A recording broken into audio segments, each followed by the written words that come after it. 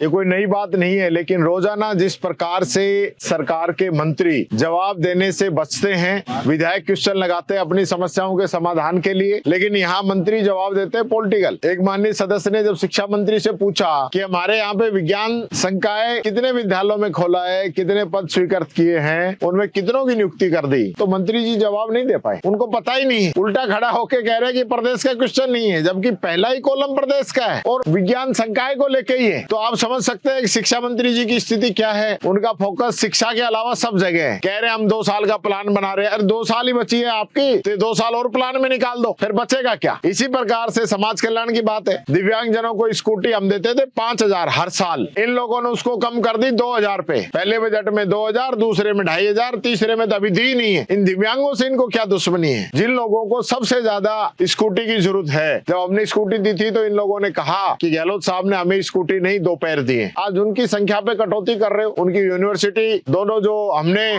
स्वीकृत की थी उनको रोकने का काम कर रहे हो, तो यही काम रह गया आपका। इसके अलावा विधायक निधि से भी स्कूटी जो दी जा रही है 1-1 साल हो चुकी है, उनका बेनिफिशियरी को लाभ नहीं मिल पा रहा है, उसको लेकर आप किसी पे कार्रवाई करना नहीं चाहते और सदन को गुमराह करना चाहते हैं। और सबसे बड़ी बात मैं कहना चाहूंगा, जिस प्रकार से मुख्यमंत्री जी ने परसों या सदन में जितना जोर जो भाव भंगिमा बनाने में किया ना, उतना जोर इस प्रदेश की कानून व्यवस्था पे लगाते तो बीकानेर के अंदर एक गरीब मासूम दुष्कर्म और हत्या का शिकार होने से बच जाती। इन लोगों की प्राथमिकता वो नहीं है कि किस प्रकार से कानून व्यवस्था को मजबूत किया जाए। आज मंत्री जी से जवाब मांगा और सारी बातें बताने को तैयार हैं, लेकिन जिसने मर्डर किया है, जिसने रेप किया है, वो अरेस्ट कब होगा ये बताने के लिए तैयार नहीं है। फिर क्यों डबल इंजन की बात करते हो? क्यों ये बात करते हो कि हमने सब कुछ ठीक कर रखा है? जनता को गुमराह करने के अलावा कोई काम नहीं है, सिर्फ अपनी ब्रांडिंग करवा लो, उसी के काम में लोग लगे हुए, ये बात कहना चाहूंगा।